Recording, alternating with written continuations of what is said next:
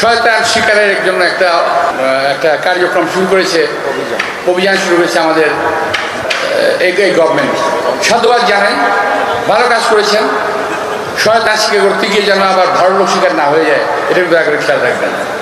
আরেকটা হলো, শয়তান শিকার করার জন্য বনে জঙ্গলে ঘোরা দরকার কি ভাই? শয়তান তো আপনার আশেপাশেই আছে, এই সরকারের সঙ্গে আছে, সামনে আছে, পিছনে আছে, সচিবালয়ে আছে। ওদের আগে ধরেন, ওগুলোকে আগে ধরেন। আমি 5 জন লোকের নাম বলতে পারি, কিন্তু আমি আমার অবস্থান থেকে আমি নামটা বলছি না। আমাকে গোপনে বলে আমি বলে দেবো আপনাদের, কিন্তু মাইকে আমি বলবো না। এই 5 জন লোকের মধ্যে 4 জন সচিবালয়ের ভিতরে অবস্থান করছে, 1 জন সচিবালয়ের বাইরে অবস্থান করছে। সবাই সচিব পর্যায়ের লোক। দয়া করে এই ধরনের লোকগুলোকে, এই ধরনের লোকগুলো শুধু সচিবালয় নয়, বাংলাদেশের প্রত্যেকটি জায়গায় আওয়ামী লীগ গত 17 বছরে সরকারের রন্ধ্রে রন্ধ্রে এই সমস্ত লোকগুলোকে বসিয়ে গেছে।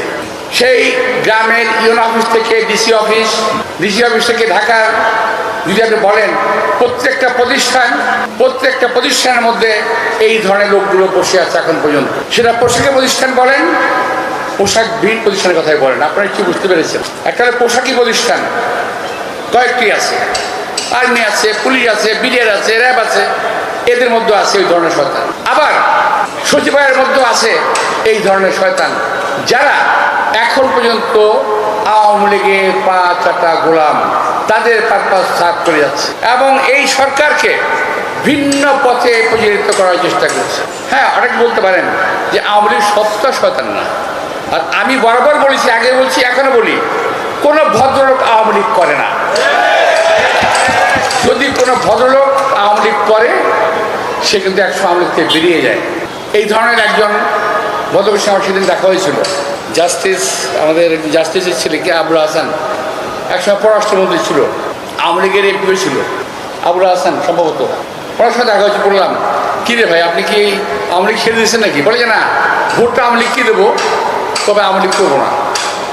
উনি আর ভদ্রলোক। কোনো ভদ্রলোক আওয়ামী লীগ করে না, কোনো সভ্য লোক আওয়ামী লীগ করে না, কোনো ভালো লোক আওয়ামী লীগ করে না, সমস্ত শয়তান লোকেরা আওয়ামী লীগ করে। সুতরাং এই শয়তান লোকগুলো শুধুমাত্র পাবলিকের মাঝে অবস্থান করার কথা ভাববেন না। সকল প্রতিষ্ঠানের মধ্যে এই ধরনের শয়তান লুকিয়ে আছে, দয়া করে তাদের দিকে নজর দেবেন।